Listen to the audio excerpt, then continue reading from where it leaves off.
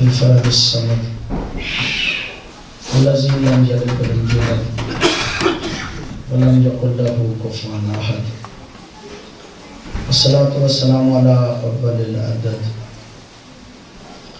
العبد المؤيد والرسول المسدد المصطفى الأمجد المحمود الأحمد حبيب إله العالمين أبي الزهراء محمد اللهم صل على محمد وآل محمد صلى الله عليه وآله الطيبين الطاهرين المعصومين الذين لا يقاس بهم من خلق أحد واللعنة الدائمة على أعدائهم من يوم العداوة إلى يوم الدين.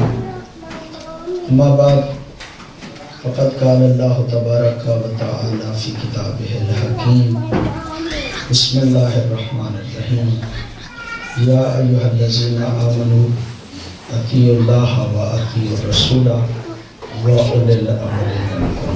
صلوات اللهم صل على محمد وآل محمد. دعا ہے اس پاک بارگاہ میں الہی محمد و آل محمد کا صدقہ تمام مومنین و مومنات کی دلی خواہشات مبنی بر شریعت الہی اپنی بارگاہ میں قبول و منظور فرما. بانیان مجلس کے حوائج شرعیہ اپنی بارگاہ میں قبول و منظور فرما. بانیان مجلس کے مرحومین اور اپنے اپنے مرحومین کے احسان ثواب کے لیے ایک مرتبہ بآواز بلند سلام. اللهم صل على محمد وآل محمد. اے صاحبان ایمان، اطاعت کرو اللہ کی، اطاعت کرو رسول کی اور اطاعت کرو اولی الامر کی. اسی آیت کے ضمن میں مسلسل گزارشات آپ کی خدمت عالیہ میں پیش کی جا رہی ہیں اور اس بات کو کئی مرتبہ عرض کیا جا چکا کہ اللہ رب العزت کی کنہ ذات کو ہم نہیں سمجھ سکتے، ہماری عقلوں میں وہ محدود نہیں ہو سکتا. یعنی اتنا سمجھ جانا کہ ہم اس کو نہیں سمجھ سکتے، یہی معرفت توحید ہے.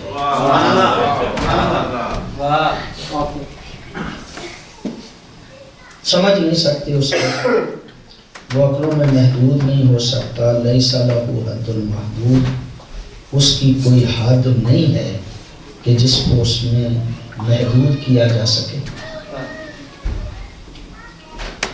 پھر کیا کریں، اس کی معرفت کیسے حاصل کریں؟ کئی ایک طریقے ہیں انشاءاللہ، اگرچہ دن کم ہیں لیکن میں ان دنوں میں کوشش کروں گا کہ ان معروضات کو کا خلاصہ آپ کی خدمت میں عرض کروں کہ جب اس کی پوری طرح سے معرفت نہیں ہو سکتی اور ہم یہ بھی چاہتے ہیں کہ اس کی اطاعت کریں اور اطاعت بغیر معرفت کے نہیں، تو ایک طریقہ تو یہ ہے اس کی اطاعت کا کہ میں یطع الرسول فقد اطاع اللہ.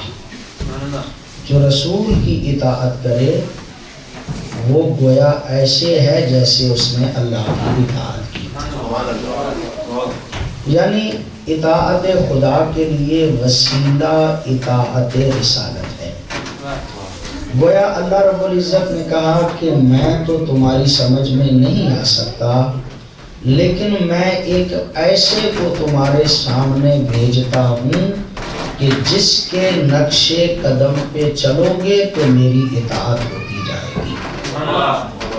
یعنی چونکہ اطاعت بنیادی طور پہ اطاعت نقش قدم، اتباع نقش قدم کا نام ہے، لہٰذا کسی ایسے کے قدم کے آنے کی ضرورت تھی کہ جس کے نقش پا کو دیکھ کے اس کی اتباع کی جاتی.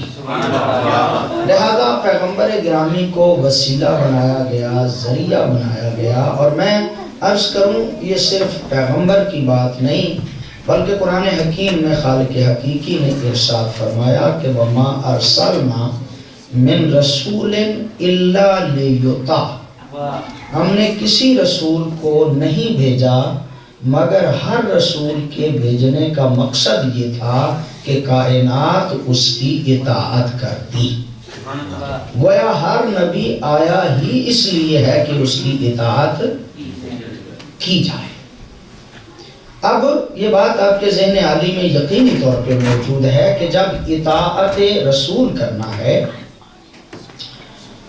تو ہمارے لیے وسیلہ بنایا گیا ہے پیغمبر کو، اور فرمایا یہ گیا قرآن حکیم کی بہت زیادہ آیات. میں زیادہ آیات عام طور پہ پڑھنے کا عادی نہیں ہوں، بس ایک آدھ آیت پڑھ کے استفادہ کرنے کی کوشش کرتا ہوں، اس لیے کہ زیادہ آیات بھی پڑھی جائیں تو مفہوم بنیادی ایک ہی ہوتا ہے کہ جس کے استدلال کے لیے مختلف آیات پڑھی جاتی ہیں، ورنہ مطلب بنیادی طور پہ ایک آیت کا بھی وہی ہے. اگر 10 آیتیں پڑھی جائیں اس کی تعین میں تو اس کا بھی مطلب جو ہے وہ وہی ہوتا ہے. قرآن حکیم میں ارشاد ہے ما اتاکم الرسول فخذوہ وما نہاکم عنہ فانتہوا.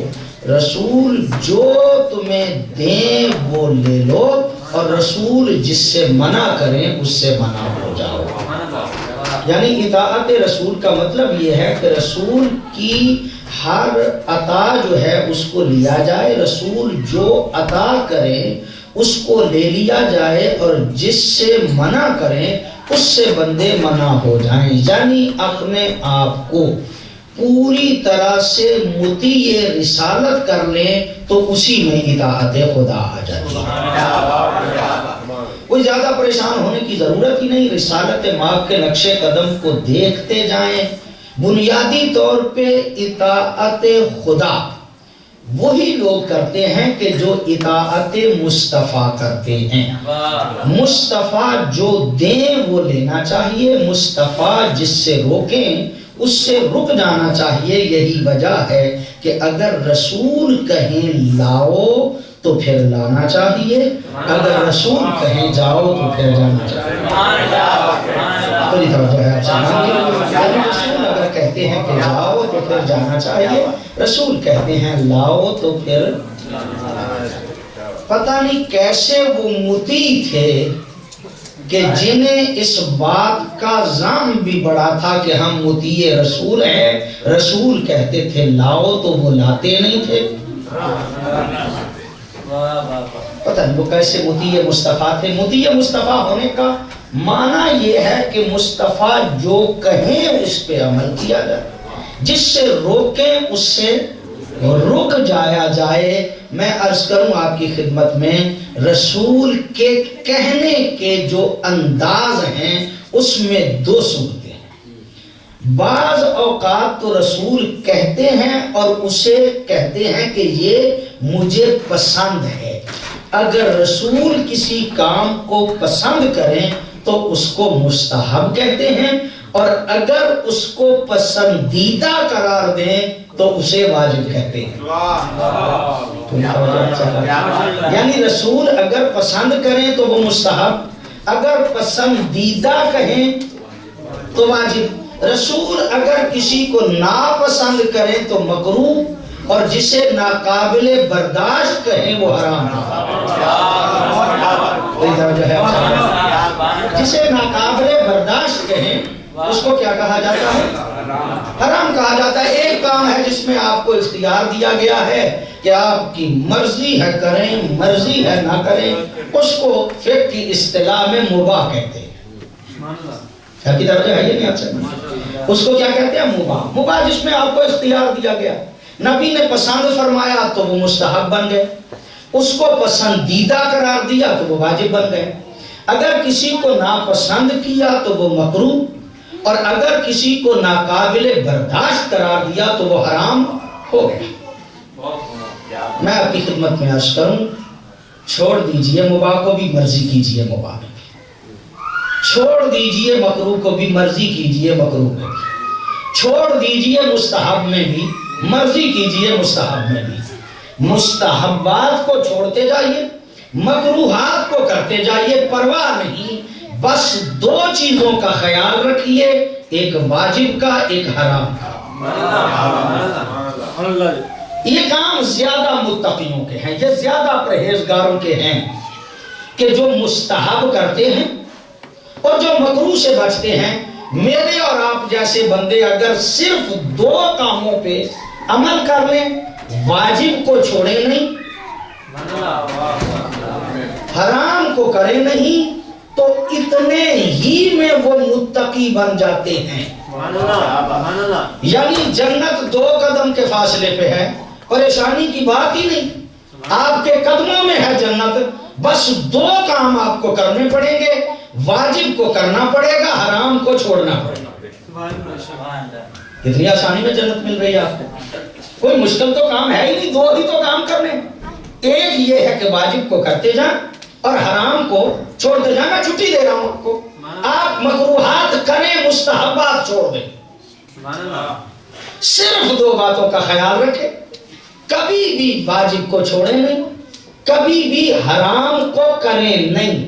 اگر ان 2 چیزوں پہ عمل کر لیں گے تو آپ یقینی طور پہ متقی قرار پائیں گے، اور جب آپ متقی قرار پا جائیں گے تو پھر آپ کو حق پہنچتا ہے کہ آپ کہیں کہ اشہد ان امیر المومنین و امام المتقین۔ توجہ ہے نہیں آپ صاحبان کی؟ علی کن کے امام ہیں؟ مومنوں کے امیر ہیں اور متقیوں کے امام ہیں۔ پہلے تقویٰ ہم اپنے اندر پیدا کریں، پھر حق پہنچتا ہے کہ ہم علی کو اپنا امام کریں۔ کوئی توجہ آپ صاحبان کی؟ مجھے اور آگے چلنا ہے۔ بنیادی طور پہ رسول کی اطاعت خدا۔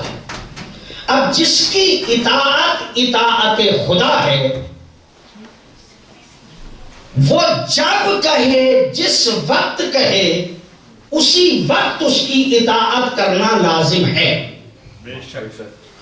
اور میں عرض کروں آپ کی خدمت میں، ایک جملہ عرصے میرے ذہن میں آ گیا ہے، وہ چونکہ میں کہہ رہا تھا پہلے میں ذہن میں لے کے نہیں آیا تھا۔ یہی ممبر کا فیض ہے کہ جب ہم ممبر پہ بیٹھتے ہیں تو کئی جملے تو ذہن میں ہوتے ہی ہیں، فوراً وہ آ جاتے ہیں۔ نبی کہتے ہیں لاؤ تو لانا چاہیے، نبی کہتے ہیں جاؤ تو پھر جانا چاہیے۔ اچھا، جس نے اس وقت انکار کیا تھا نا لانے کا، جب اس کی اپنی حکومت آئی، جب وہ خود تخت پہ بیٹھا، تو ظاہر ہے کہ حکومت ہو، تخت پہ بیٹھا ہو بندہ، تو اولاد کو تو فخر ہوتا ہی ہے کہ بابا جناب بادشاہ ہیں، بابا حکمران ہیں، تو اولاد تو فخر کرتی ہی ہے نا۔ اور چونکہ اولاد کو اصل حقیقت کا تو نہیں پتا ہوتا کہ بیچارہ کن مشکلوں سے حکومت کر رہا ہے، کیا پریشانیاں ہیں، اولاد تو مزے لینا چاہتی ہے۔ اور جب اولاد اس درجے پہ پہنچتی ہے تو ان میں گمان بھی آ جاتا، فخر بھی آ جاتا۔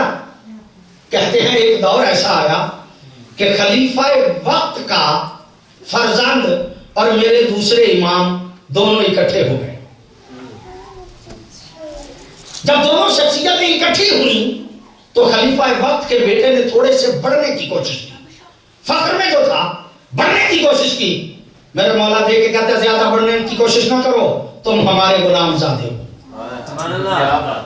اب اسی طرح سے کہا جاتا ہے، میں شیعہ حوالے سے نہیں کہہ رہا، برادران اسی طرح کہتے ہیں کہ کیا کہا کہ زیادہ بڑھنے کی کوشش نہ کرو، تم ہمارے غلام زادے ہو۔ یہ جملہ کہنا تھا کہ وہ بڑا پریشان ہو، حکومت ہمارے پاس، تخت ہمارے پاس، اور باغوں میں مزدوری کرنے والے کا بیٹا مجھے غلام زادہ کہتا۔ پریشان ہو گیا، اور پریشانی کے عالم میں بابا کے پاس گیا، جا کے کہتا بابا تخت ہمارے پاس، حکومت ہمارے پاس، اور باغوں میں مزدوری کرنے والے کا بیٹا مجھے غلام زادہ کہتا۔ اسے پتا ہی نہیں تھا کہ لکڑی کے ممبر پہ بیٹھ کے لوگوں کی گردنوں پہ حکومت کرنا اور بات ہے، اور مٹی پہ بیٹھ کے لوگوں کے دلوں پہ حکومت کرنا اور بات ہے۔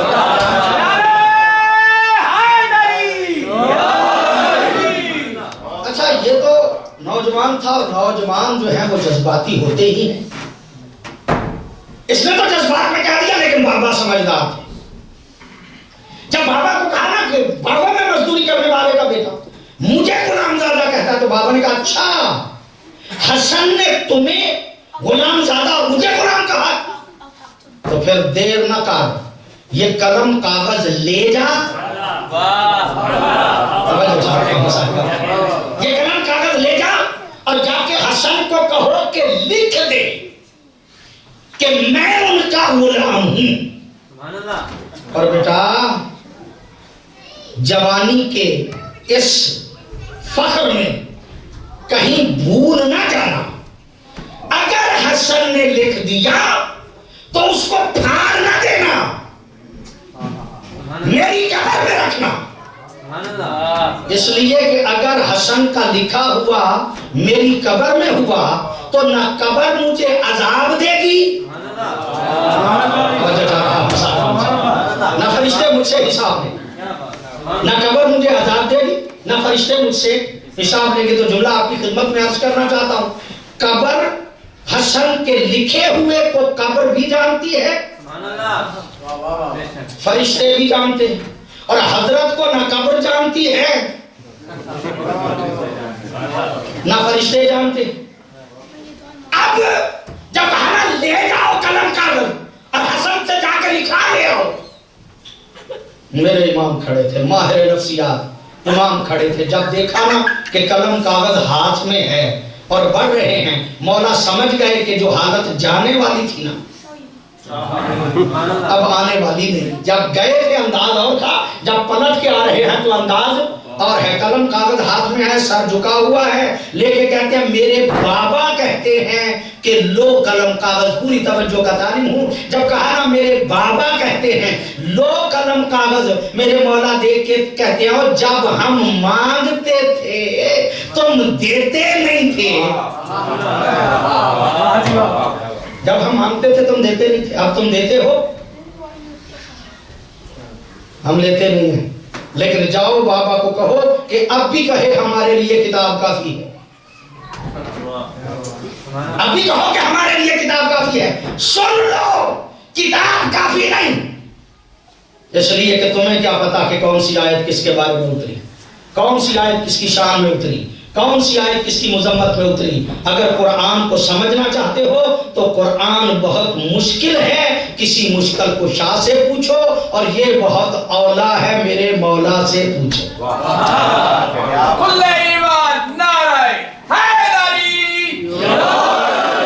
رسول کی اطاعت کرنا، رسول کی اطاعت کرنا، اس لیے کہ اطاعت رسول کریں گے تو اطاعت خدا.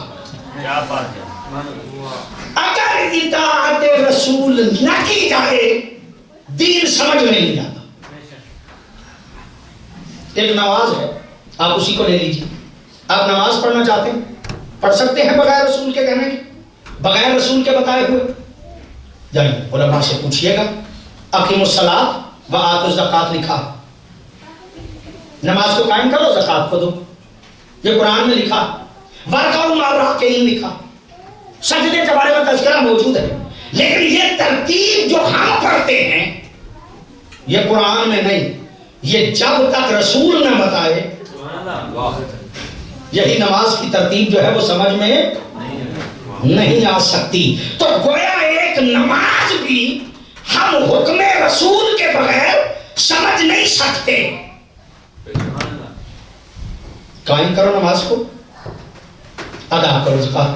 قرآن حکیم میں ایک جملہ پھر میرے ذہن میں آ گیا تو میں آپ کی خدمت میں عرض کر رہا ہوں. اقیموا الصلاۃ وآتوا الزکوٰۃ، نماز کو قائم کرو زکوٰۃ کو دو.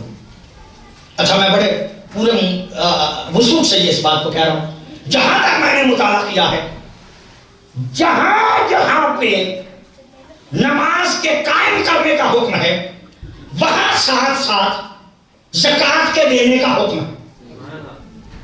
اقیموا الصلاۃ وآتوا الزکوٰۃ، یقیمون الصلاۃ ویؤتون الزکوٰۃ. لفظ بدل گئے ہیں لیکن جہاں جہاں حکم صلاۃ ہے وہاں وہاں حکم زکوٰۃ ہے. اور جتنی مرتبہ حکم صلاۃ ہے اتنی مرتبہ حکم زکوٰۃ ہے. نماز دن میں 5 مرتبہ، زکوٰۃ سال میں 1 مرتبہ. توجہ چاہوں گا شاہمان سے، جو سال میں 1 مرتبہ ہے اس کے لیے بھی اتنا حکم، اور جو دن میں 5 مرتبہ ہے اس کے لیے بھی اتنا حکم. اے اللہ تو بار بار نماز کا حکم دے دیتا, یہ زکوٰۃ کا کبھی کبھی کہہ دیتا, اس لیے کہ یہ تو سال کے بعد ہے. یہ اتنی ہی مرتبہ زکوٰۃ کا حکم کیوں کہ جتنی مرتبہ سلاد کا حکم ہے, جتنی مرتبہ نماز کا حکم ہے. تو اللہ کہنا یہ چاہتا تھا کہ میں ہر وقت نماز کے ساتھ زکوٰۃ کا تذکرہ کر کے نمازی کے ذہن میں بٹھانا چاہتا ہوں. اے بار بار نماز پڑھنے والے, فقط نماز پہ خیال نہ کر, بلکہ نماز کے بعد اتنا کام بھی کر کہ بعد میں صاحب نصاب بن سکے اور زکوٰۃ بھی ادا کر سکے. یعنی شریعت اسلامیہ مفت خوروں کا مذہب نہیں, صرف نماز نہ پڑھتا رہے, کام بھی اتنا کرے کہ وہ زکوٰۃ کے قابل ہو سکے, تب جا کے حکم زکوٰۃ جو ہے وعدہ ہوگا. اور اب میں عرض کروں آپ کی خدمت میں, ظاہراً شہید مطہری نے اس بات کو نقل کیا ہے. وہ فرماتے ہیں حاکم الصلاۃ کا معنی کیا ہے اور آتو الزکوٰۃ کا معنی کیا ہے. یقیناً آپ نے ہزاروں مرتبہ اس بات کو سنا ہوگا. حاکم الصلاۃ کا معنی کیا ہے؟ ایک بندہ ہوتے ہوئے اپنے رب سے رابطہ رکھے تو اس کا نام ہے حاکم الصلاۃ. اور ایک بندہ ہوتے ہوئے اللہ کے بندوں سے رابطہ پیدا کرے تو اس کا نام ہے آتو الزکوٰۃ. یعنی جب بندہ اللہ سے رابطہ پیدا کرتا ہے تو فقط اللہ سے راز و نیاز نہ کرے, بلکہ اللہ کے بندوں کا بھی خیال رکھے, تب جا کے وہ صحیح معنوں میں حق نماز ادا کرتا ہے کہ وہ نماز پڑھے اور بندوں کا بھی خیال رکھے. یہی وجہ مذہب آل محمد یہ ہے کہ صرف اپنے بارے میں نہ سوچا جائے, بلکہ اپنی قوم کے بارے میں سوچا جائے, اپنے قبیلے کے بارے میں سوچا جائے, اپنے معاشرے کے بارے میں سوچا جائے. فقط اپنی غرض اور اپنی ضرورت کے بارے میں غور نہ کرے, انفرادی زندگی نہ گزارے, بلکہ اجتماعی زندگی گزارے. تنہا اپنی ذات کے بارے میں نہ سوچے, بلکہ قوم کے بارے میں سوچے, معاشرے کے بارے میں سوچے. اجتماعی سوچ اپنے میں پیدا کرے, انفرادی سوچ. بڑی بڑی ڈگریاں حاصل کر کے اپنی ذات کے لیے کام کرنے والے ذہنی طور پہ بونے ہوا کرتے. اصل لوگ کون ہوتے ہیں کہ جو اپنی ذات سے نکل کے, جو معاشرے کے بارے میں سوچتے ہیں, جو ملت کے بارے میں سوچتے ہیں, جو قوم کے بارے میں سوچتے ہیں, جو عزیزوں کے بارے میں سوچتے ہیں, جو رشتہ داروں کے بارے میں سوچتے ہیں. توجہ ہے نا آپ صاحبان کی؟ نماز تو آپ پڑھتے ہیں اور اس میں سورہ حمد بھی آپ جانتے ہیں, اور سورہ حمد میں ایک لفظ ہے ایاک نعبد و ایاک نستعین. کیا معنی ہے؟ ہم تیری ہی عبادت کرتے ہیں اور ہم تجھ سے ہی مدد چاہتے ہیں. ہم تیری ہی عبادت کرتے ہیں اور ہم تجھ سے ہی مدد چاہتے ہیں. اے اللہ, جب میں جماعت سے نماز پڑھ رہا ہوں تو اس وقت تو کہوں کہ ہم تیری ہی عبادت کرتے ہیں, ہم تجھ سے ہی مدد چاہتے ہیں. اے اللہ, میں تنہا نماز پڑھ رہا ہوں اور کوئی پاس ہے ہی, کمرہ خالی ہے, خالی کمرے میں میں نماز پڑھ رہا ہوں اور مجھے تھوڑی سی عربی بھی آتی ہے. اے اللہ, اجازت دیتا ہے کہ میں نعبدو کی جگہ پہ عبدو کروں, میں نستعین کی جگہ پہ استعین کروں. یعنی میں کہہ لوں کہ میں تیری ہی عبادت کرتا ہوں, میں تجھ سے ہی مدد چاہتا ہوں. یہ ہم کو چھوڑ کے میں کہہ لوں, کیا اجازت دیتا ہے کہ میں کہہ لوں کہ میں تیری ہی عبادت کرتا ہوں, میں تجھ سے ہی مدد چاہتا ہوں؟ اللہ دیکھ کے کہتا نہیں, تنہا نماز پڑھ رہا ہے اور کوئی نہیں, تو میں نہیں کہہ سکتا, ہم کہنا پڑے گا, اس لیے کہ میں تمہاری اسی میں کو ہی ختم کرنا چاہتا ہوں. میں تمہاری اسی میں کو ہی تو ختم کرنا چاہتا ہوں. میں چاہتا ہوں میں سے نکلو, ہم کے بارے میں سوچو, اپنے بارے میں نہیں, اپنے معاشرے کے بارے میں سوچو, صرف اپنے گھر کے بارے میں نہیں, اس شہر میں رہنے والے ہر متعلق کے بارے میں سوچو. صرف یہ نہ سوچو کہ میرے بچے دیندار ہو جائیں, بلکہ سب کے بارے میں سوچو کہ سب کے بچے دیندار ہونے چاہیے. یہی وجہ ہے کہ یہ ادارہ بنایا گیا, یہی وجہ ہے کہ آپ نے سارے اس حوالے سے, یعنی سوچوں میں اجتماعیت پیدا کرنے کی ضرورت ہے, انفرادیت نہیں. آل محمد کا مذہب ہے کہ ذات سے نکلو, اپنی ذات سے نکل کے اجتماعیت کے بارے میں سوچو. اور رب کعبہ کی قسم، معصوم کا فرمان عام طور پہ فرمایا جاتا ہے، یقیناً آپ سمجھیں گے اس بات کو اور یقیناً سمجھتے ہیں، سجدہ 2 ہے، رکوع 1 ہے۔ کیوں؟ نماز میں رکوع 1 اور سجدے 2۔ اور پہلے تو بات یہ ہے کہ جب رکوع کرتے ہیں تو کیسی حالت ہونی چاہیے؟ رکوع کرتے ہوئے کہتے ہیں کہ سر اور جسم جو ہے وہ بالکل سیدھا ہونا چاہیے۔ یہ بعض اوقات عادت ہوتی ہے، نماز ہو تو جاتی ہے لیکن بعض اوقات عادت ہوتی ہے سر کو بالکل نیچا کر دیتے ہیں یا بالکل اوپر کر دیتے ہیں۔ یہ صحیح طریقہ نہیں۔ صحیح طریقہ یہ ہے کہ آپ کی گردن آپ کے جسم کے برابر ہو رکوع میں، اور جب سیدھی گردن ہو تو تصور ذہن میں یہ ہونا چاہیے، اے اللہ میں نے گردن تیرے حضور میں پیش کر دی ہے، چاہے تو اب کاٹ لے، چاہے تو بعد میں کاٹ لینا۔ اب کون سا ہم سے نمازی ہے کہ جو نماز پڑھتے ہوئے یہ تصور رکھے کہ میں اپنی گردن کو کٹانے کے لیے تیار ہوں؟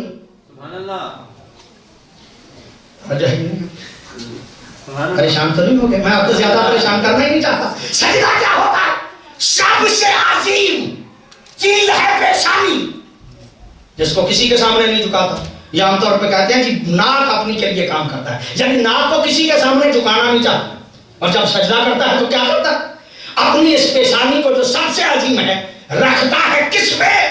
کہ جو سب سے حقیر ہے، جسے خاک کہا جاتا، جسے مٹی کہا جاتا، یعنی اپنی عظمت کو مٹی پہ رکھ کے پھر سر اٹھاتا، پھر رکھتا ہے، پھر اٹھاتا ہے۔ معصوم فرماتا ہے جب رکھتا ہے اور اٹھاتا ہے تو تصور ہونا چاہیے، اللہ میں اسی خاک سے پیدا ہوا ہوں، جب دوبارہ سجدہ کرے تو ذہن میں ہونا چاہیے کہ دوبارہ اسی خاک میں پلٹ کے جانا ہے، یعنی پتہ ہونا چاہیے کہ میری ابتدا بھی خاک ہے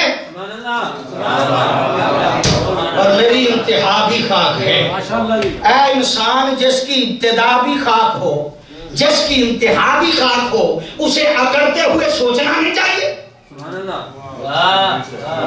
توجہ یقیناً آپ کی توجہ، میں جملہ آپ کی خدمت میں عرض کر رہا ہوں، سرکار حضرت امام محمد باقر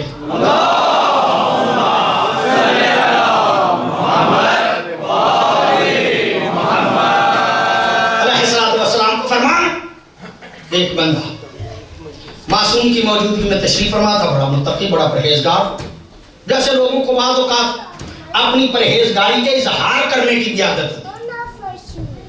بعض بندے تو پرہیزگار ہوتے ہی ہیں نا، بعض بندے اپنی پرہیزگاری لوگوں پہ ظاہر بھی کرتے ہیں۔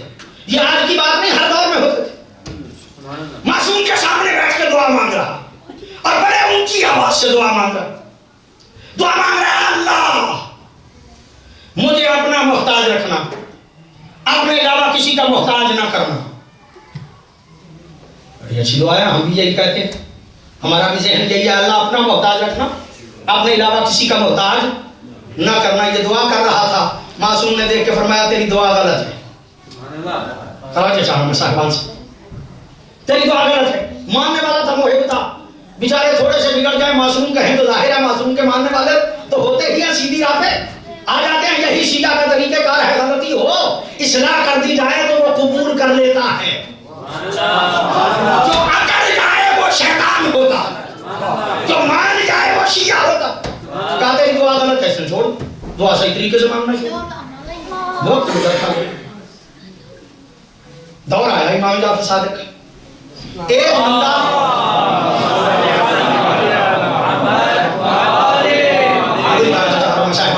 مولا کے پاس آیا، آگے کہتا مولا دعا کیجئے اللہ مجھے اپنا محتاج رکھے، اپنے علاوہ کسی کا محتاج نہ کرے۔ وہی جس سے مولا نے منع کیا تھا، مولا امام محمد باقر نے، یہ اب کہہ رہا ہے مولا کو آ کے، مولا دعا کیجئے اللہ مجھے اپنا محتاج رکھے، اپنے علاوہ کسی کا محتاج نہ کرے۔ مولا فرماتے ہیں تیری دعا غلط ہے، لیکن اب مولا نے وضاحت فرمائی ہے۔ مولا فرماتے ہیں تیری دعا غلط ہے، یہ دعا نہ کیا کرو کہ اللہ مجھے اپنا محتاج رکھ، اپنے علاوہ کسی کا محتاج نہ کر، یہ دعا غلط ہے۔ کیوں؟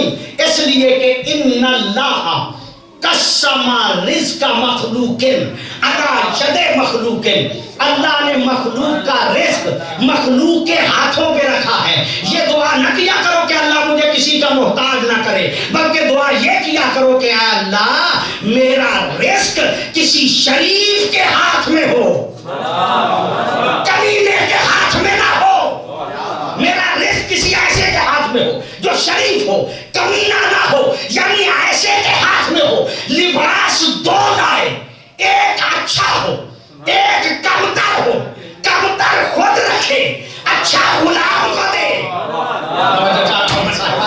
اچھا غلام کو دے، کمبر دے کے کہے مولا میں غلام ہوں، اچھا آپ پہنیے، کمتر مجھے کہہ دے دیجئے میں غلام ہوں۔ علی اگر کہہ دیتے کہ نہیں تم غلام ہو، تم اچھا بھی پہن لو تو غلام ہی رہو گے، میں کمتر بھی پہن لوں تو آقا ہی رہوں گا، اگر علی کمتر کو احساس غلامی دلا دیتے تو علی نہیں تھے۔ رب کعبہ کی قسم علی نے یہ نہیں کہا، بلکہ علی دیکھ کے کہتا ہے کمبر تم جوان ہو میں بوڑھا ہوں، جوان کو اچھا پہننا چاہیے۔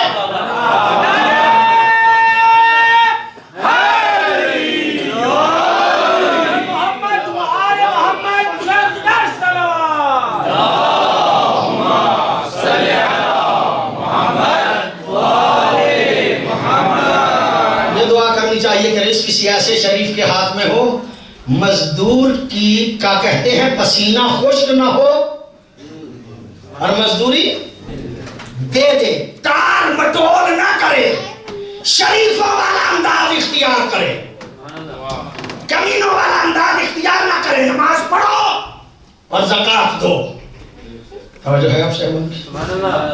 نماز قائم کرو زکوٰۃ دو، دو حکم ہیں، ایک نماز کا حکم ہے ایک زکوٰۃ کا حکم ہے، دونوں حکم پہ عمل ہونا چاہیے، نماز بھی پڑھنی چاہیے زکوٰۃ بھی دینا چاہیے۔ اگر توجہ ہو تو جملہ عرض کرنا چاہتا ہوں، نماز پڑھو زکوٰۃ دو، دو حکم ہیں، ایک نماز کا ایک زکوٰۃ کا۔ پوری توجہ کا طالب ہوں میں آپ صاحبان سے، میں نے کائنات میں نمازی بھی دیکھے، میں نے کائنات میں زکوٰۃ دینے والے بھی دیکھے ہیں، لیکن ذمہ داری سے کہہ رہا ہوں جب نماز پڑھتے ہیں تو فقط نماز ہی پڑھتے ہیں، جب زکوٰۃ دیتے ہیں تو فقط زکوٰۃ ہی دیتے ہیں۔ نماز پڑھنے والے زکوٰۃ نہیں دیتے اور زکوٰۃ دینے والے حالت زکوٰۃ میں نماز نہیں پڑھتے۔ فقط میں نے ایک کو دیکھا ہے کہ نماز بھی پڑھتا رہا اور حالت نماز میں زکوٰۃ بھی دیتا رہا۔ میں نے ایک ہی کو دیکھا ہے کہ جو نماز بھی پڑھتا رہا اور حالت نماز میں زکوٰۃ بھی جو آپ کی ہے۔ یہ بار بار جو ہم کہتے ہیں وہ اس لیے کہتے ہیں کہ آپ کی اور توجہ ہو جائے۔ نماز بھی پڑھتا رہا اور حالت نماز میں زکوٰۃ بھی دیتا رہا۔ کیسے؟ مسجد نبوی کے دروازے پہ ایک بندہ آیا، سائل آیا، مسجد والوں کچھ دو، کچھ نہیں ملا۔ پھر دیکھ کے کہتا مسجد والوں کچھ دو، پھر کچھ نہیں ملا۔ پھر دیکھ کے کہتا مسجد والوں کچھ دو، پھر کچھ نہیں ملا۔ جب تیسری مرتبہ کہا نا مسجد والوں کچھ دو، کچھ نہیں ملا، تو واپس پڑھتا ہے پریشانی کیا، اور پلٹتے ہوئے ترچھی نگاہ سے دیکھ بھی رہا تھا مسجد والوں کو اور جملہ کہہ بھی رہا تھا، اے اللہ تیرے گھر میں آیا تھا خالی واپس پلٹ کے جا رہا ہوں۔ جب اس نے کہا نا تیرے گھر میں آیا تھا خالی واپس پلٹ کے جا رہا ہوں، علی نے ہاتھ پیچھے کیا اور انگشتری کی طرف اشارہ کیا۔ یہ ترچھی نگاہ سے دیکھ رہا، علی نے ہاتھ پیچھے کیا، انگشتری کی طرف اشارہ کیا۔ تو میں کہنا یہ چاہتا ہوں یا علی آپ نے دینا تھی تو جب پہلے مانگ رہا تھا اس وقت دے دیتے، دوسری مرتبہ دے دیتے، یہ تیسری مرتبہ ہی دے دیتے، اب کیوں دی؟ تو یقیناً علی کہیں گے پہلے دیکھ تو صحیح کہ مانگ کن سے رہا تھا۔ توجہ چاہ رہا ہوں صاحبان سے، مانگ رہا تھا مسجد والوں سے، اور جب علی نماز پڑھتے ہیں تو مسجد میں نہیں ہوتے، اپنے اللہ کے پاس ہوتے ہیں۔ جب اس نے نام اس کا لیا جس کے پاس علی تھے، علی نے ہاتھ پیچھے کیا، علی نے ہاتھ پیچھے کیا، علی نے ہاتھ پیچھے کیا، اس نے مشتر اتار دیا۔ تو واقعات تو آپ کے سنے ہوئے، میں کیا عرض کروں آپ کی خدمت، یہ نبی کے پیچھے صرف علی تھے۔ توجہ چاہ رہا ہوں اگر آپ غور فرمائیں، صرف علی تھے۔ آج کا چھوٹا موٹا پیش نماز بھی ہو 10-15 بندے تو اس کے پیچھے بھی ہوتے ہیں، نبی کے پیچھے मुखलिस सहाबा किराम रिज़वानुल्लाह अलैहिम तो नमाज में मौजूद होंगे ना। और आज भी ये तरीका है, और इस तरीके को ज़हन में रखना चाहिए कि जब नमाज जमात हो रही हो तो जो सबसे ज्यादा मुत्तकी हो ना मोमिनीन में से, पेश नमाज के पीछे वो होना चाहिए। फिर उसके साथ जितने जितने तकवे की वो निस्बत हो से एतबार से उनको ख्याल जाना चाहिए, इसी तरह पीछे सफों में जाना चाहिए। तो इसका मतलब ये कि जो ज्यादा मुत्तकी हो उसको पेश नमाज के बिल्कुल पीछे होना चाहिए। अच्छा, नबी का साथ जंग में कोई दे ना दे, अमन के हालत में तो मुत्तकी थे ना वहां पे बड़े। तो अमन के दौर में तो नमाज पढ़ने वाले बड़े थे, वो खड़े हो गए ना। जब मुत्तकी सबसे ज्यादा पेश नमाज के पीछे खड़ा होता, आज भी मुस्तहब है। तो नबी के दौर में इमामुल मुत्तकीन नबी के पीछे नहीं होंगे, यकीनन नबी के पीछे होंगे ना। तो साफ एक थी, मुझे कुछ ना कुछ तो होंगे ना। नबी के पीछे कुछ ना कुछ सहाबा किराम रिज़वानुल्लाह अलैहिम तो होंगे। आप तो ऐसे घबरा गए हैं जैसे कोई मैं बात गलत कर। कुछ ना कुछ तो सहाबा किराम थे ना। और यार और कोई ना कोई हो, वो जो 70 मुस्तकिल इसी दरवाजे पे टुक्कर खाते थे, जिन्हें असहाबे सुफा कहा जाता है, वो तो थे। अली अली मस्त कलंदर, अली अली हसनैन का बाबा, अली अली गंगो का फाइटर, अली अली कुरान का राइटर, अली अली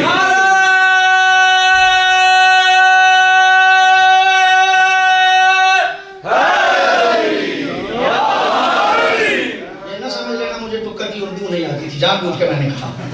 जो मुस्तकिल इस दरवाजे पे रोटी खाते थे वो साहब सुफा, वो तो थे ही ना। तो उनमें अली कहाँ पे खड़े थे? जाहिर सी बात है कि नबी के पीछे खड़े थे। तो ये तिरछी निगाह से देख रहा था, और ये जाते जाते इसने देखा तो इसकी नजर अली पे पड़ गई। तवज्जो चारों में साहिबान से आप लोग फ्री फरमा रहे, इसकी नजर अली पे पड़ गई। तो मुझे कहने दीजिएगा कि ये मांग सबसे रहा था, लेकिन देख दस्ते अली को रहा था। देख दस्ते अली को रहा था। यानी शायर भी समझता था कि मांगना सबसे है, लेकिन मिलना दस्ते अली से है।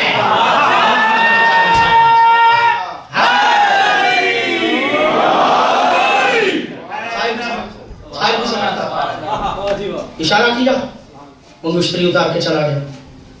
मैंने उलमा से इसी तरह से सुना है कि यह मुश्तरी कौन सी थी जो अली ने दी, और दी किसमें? हालत रुकू में ज़कात दी। उलमा कहते हैं ज़कात की 2 किस्में हैं, एक ज़कात वाजिब है और एक ज़कात मुस्तहब है। यह मुश्तरी कौन सी थी?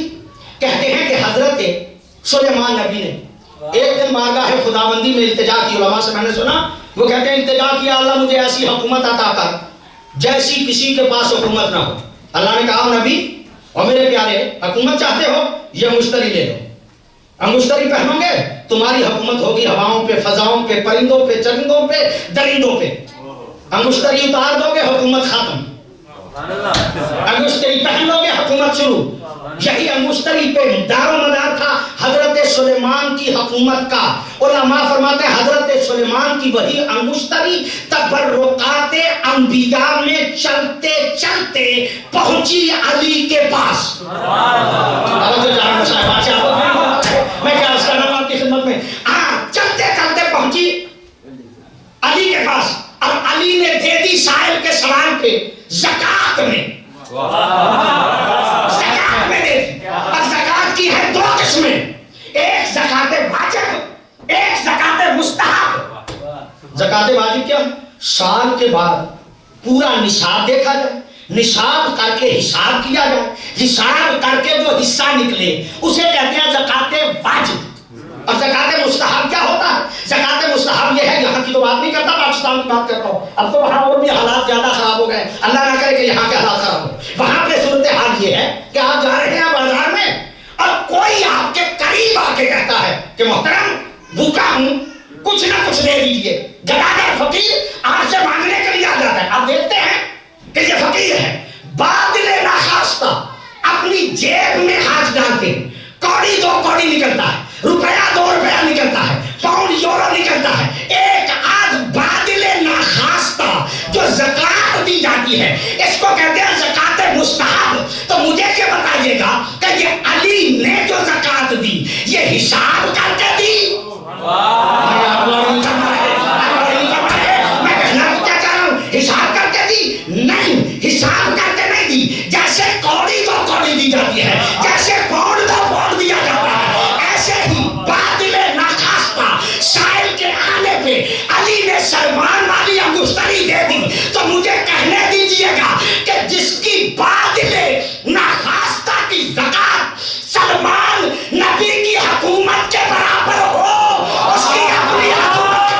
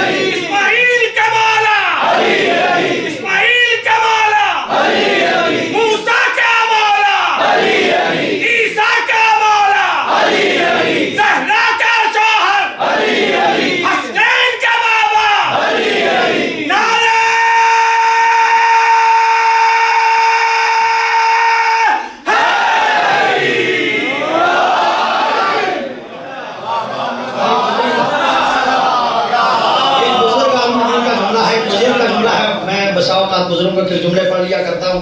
وہ کہتے ہیں یہ داد دے جانے والی چیز ہے، گھر لے جانے والی نہیں. اس لیے کہ یہاں پہ دیں گے تو مجلس کی رونق بن جائے گی، گھر لے جائیں گے تو آپ کے کسی کام نہیں ہے.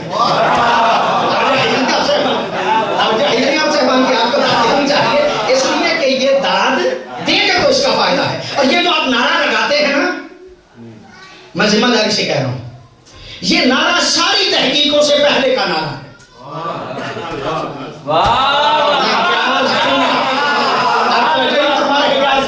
یہ نعرہ ساری تحقیقوں سے، جنہوں نے تحقیق کر کر کے بنائے، آج تک اس مسئلے میں ہے کہ صحیح ہے یا نہیں ہے. یہ آپ کا نعرہ تحقیق کے بعد نہیں بنایا گیا.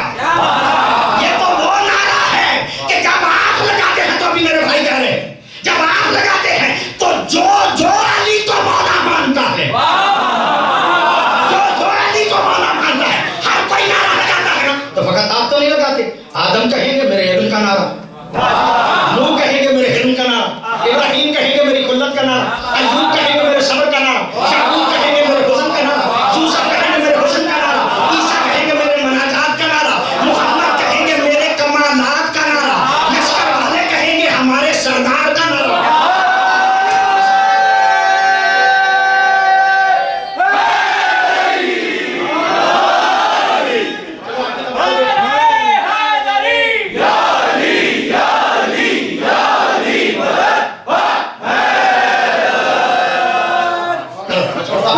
میں ایک بات آپ کی خدمت میں اور عرض کرتا ہوں، یہی وجہ ہے میں اس کو کہا کرتا ہوں، کبھی بھی علی فضائل کے پیچھے نہیں گئے. علماء کہتے ہیں کبھی بھی علی فضائل کے پیچھے نہیں گئے، ہمیشہ علی فضائل کے پیچھے جاتے تھے، ہمیشہ فضائل علی کے پیچھے جاتے تھے. علی فضائل کے پیچھے نہیں جاتے تھے، ہمیشہ فضائل. یعنی علی فضائل کو نہیں ڈھونڈتے تھے، بلکہ فضائل علی کو ڈھونڈتے تھے. علی فضائل کے پیچھے نہیں جاتے، فضائل علی کے پیچھے جاتے تھے. یہ آیت ولایت کی علی کو ضرورت تھی یا علی کو آیت ولایت کی ضرورت تھی؟ اگر دوسروں کی طرح کسی کو کہہ آتے کہ میں بھی آج انگشتری دوں گا، توجہ چاہ رہا ہوں صاحبان سے، یہ تاریخ جملے ہیں جو میں حقیقت میں کہہ رہا ہوں کہ جب علی نے انگشتری دی نا تو اس کے بعد کئی نے پروگرام بنایا. کہ آج میں بھی دوں گا، کہہ کے آئے آج لے لینا۔ اگر نبی بھی دوسروں کی طرح کسی کو کہہ آتے تو پھر علی کو آیت کی ضرورت، اور اگر اللہ فرشتے سے تسبیح چھڑوا کے ان کے دروازے پہ بھیجے تو پھر آیت کو علی کی ضرورت۔ میں زیادہ آپ کا وقت ضائع نہیں کرنا چاہتا، میں جملہ کہنا چاہتا ہوں، مجھے انصاف سے بتاؤ، علی کو علم کی ضرورت تھی یا علم کو علی کی ضرورت تھی؟ علی کو علم کی ضرورت تھی یا علم کو علی کی ضرورت تھی؟ اگر علی بھی دوسروں کی طرح صبح صبح اٹھ کے اکڑ کے رگڑ کے اپنا آپ نبی کو دکھاتے تو علی کو علم کی ضرورت، اور اگر نبی بلا کے علم دیں تو پھر علم کو علی کی ضرورت۔ ایک جملہ کہنا چاہتا ہوں، ساری تمہید کو چھوڑ رہا ہوں، ایک جملہ کہنا چاہتا ہوں، ہر چیز علی کے پاس، ہر چیز علی کے پاس جا سکتی۔ ایک چیز ایسی ہے کہ جو کسی کے پاس نہیں جاتی، سارے اس کے پاس چل کے جاتے، اس چیز کا نام ہے کعبہ۔ مجھے انصاف سے بتائیے کہ علی کو کعبہ کی ضرورت ہے یا کعبے کو علی کی ضرورت ہے؟ علی کو کعبہ کی ضرورت ہے یا کعبے کو علی کی ضرورت ہے؟ میرے دوستوں، متولی کعبہ کی زوجہ ہوتے ہوئے گھر سے چابی لے کے دروازے کے ذریعے آتی تو علی کو کعبہ کی ضرورت ہے، اور اگر دیواریں کعبہ پھٹ گیا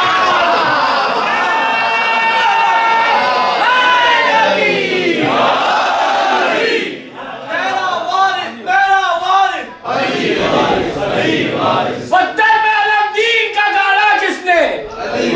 للکار کے مرحب کو پچاڑا کس نے؟ اصحاب پیغمبر تو تھے سبھی موجود، بولو باب خیبر کو اکھاڑا کس نے؟ علی ہے۔ پتھر پہ علم دین کا گاڑا ہوتا، للکار کے مرحب کو پچاڑا ہوتا، اصحاب پیغمبر تو تھے سبھی موجود، باب خیبر نہ صحیح کچھ تو اکھاڑا ہوتا۔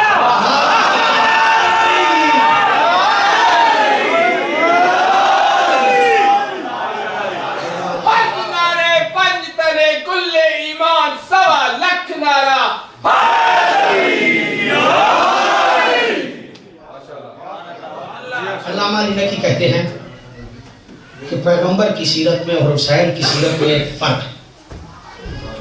بادی و نظر میں علامہ علی نقی کا جملہ وہ فرماتے ہیں، علامہ علی نقی جب میں کہتا ہوں تو کئی دوستوں کو نہیں پتا، علامہ نقل بہت بڑے مجتہد تھے، فضائل میں بھی مسائل میں بھی۔ علامہ نقل کے نام سے شہرت ہے ان کی ہندوستان کے اور ہمارے پاک و ہند کے، بہت بڑے عظیم مجتہد تھے۔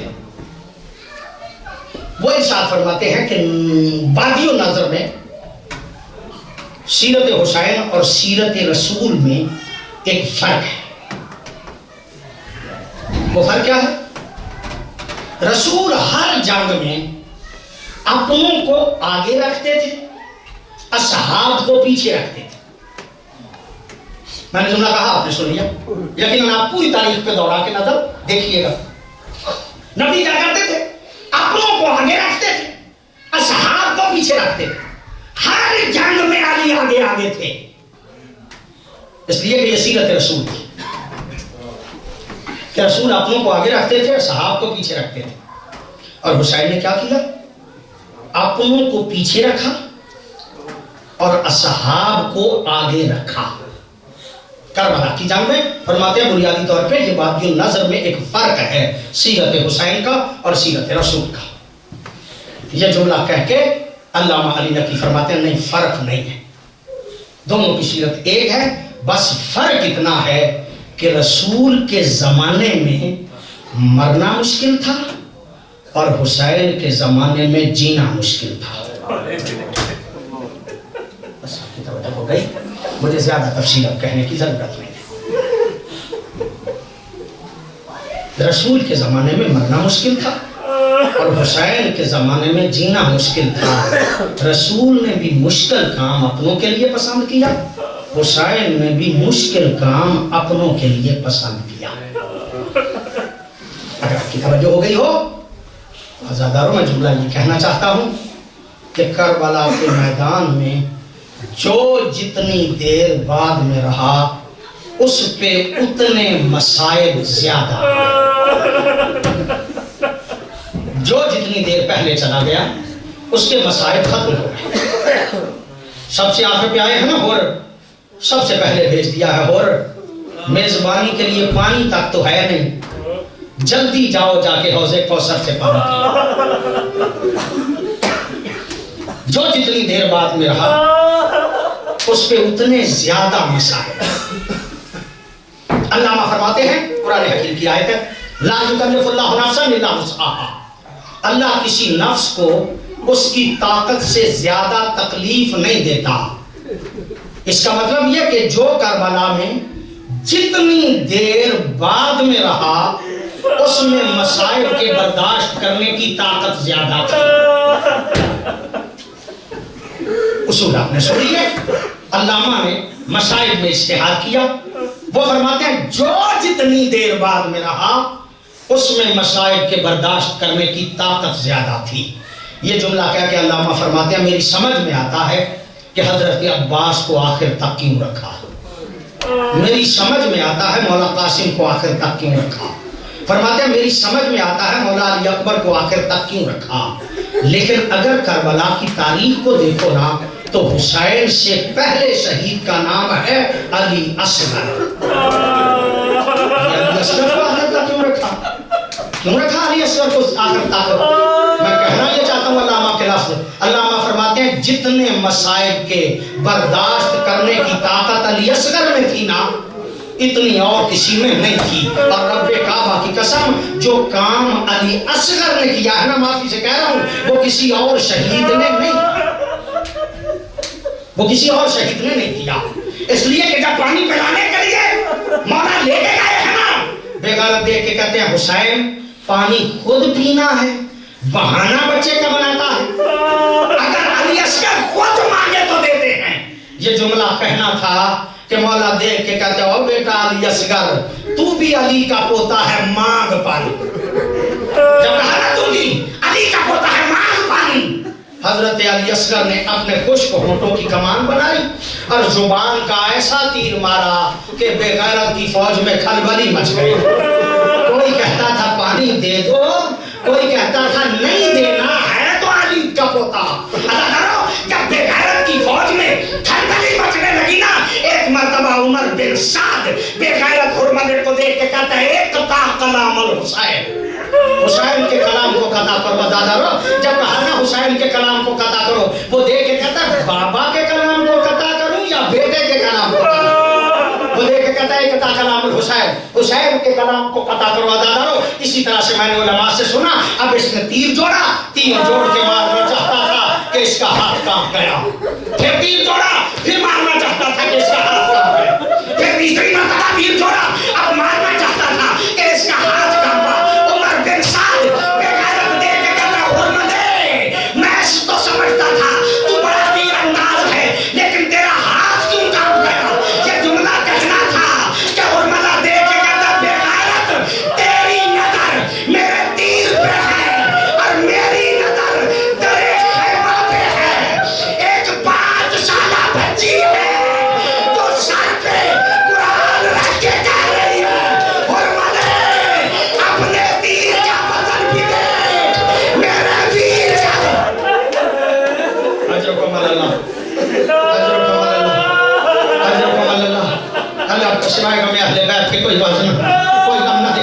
عزاداروں دیکھ کے کہتی ہے اپنے تیر کا وزن بھی دیکھ میرے ویر کا وزن بھی دیکھ. عزاداروں مجھے تفصیلاً شہادت نہیں پڑھنا، بس اتنا پڑھنا ہے کہ آپ اس نے تیر مارا ہے. روایت کے 2 لفظ مجھے ملتے ہیں، 2 لفظ ملتے ہیں من الوزن الی الوزن. ایک روایت کے لفظ یہ ہے من الوزن الی الوزن اور دوسرے لفظ من الورید الی الورید. ایک کان سے تیر لگا اور دوسرے کان سے نکل گیا، ایک ورید سے لگا دوسری ورید سے نکل گیا. جس روایت کو بھی مان لو نا، اس کا مطلب یہ ہے کہ حرملے کا تیر لگا نشانے پہ ہے. حرملے کا تیر لگا نشانے پہ ہے. عزاداروں میں کہا کرتا ہوں علی اصغر نے صحیح نشانے پہ تیر کھا کے بابا کو پلٹ کے دیکھ کے کہا ہوگا بابا میں آپ کا آخری سپاہی تھا، میری زندگی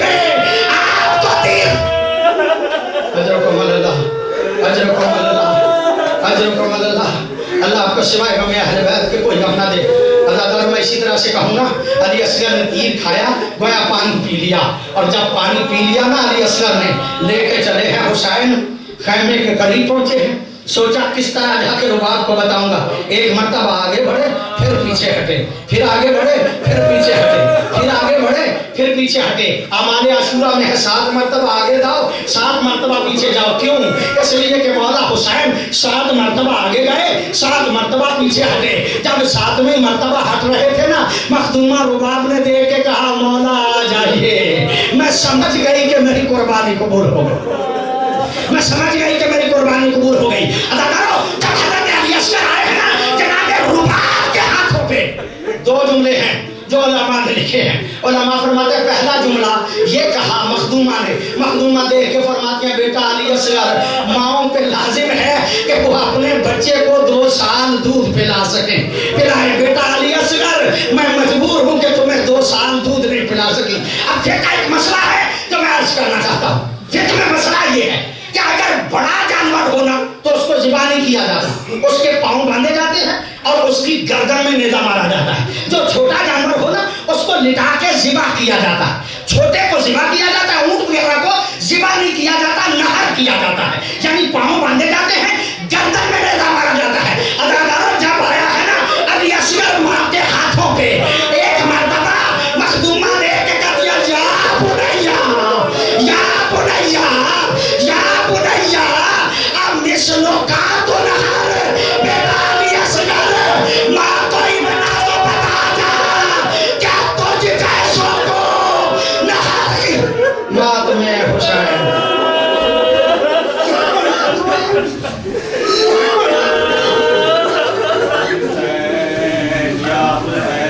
असगर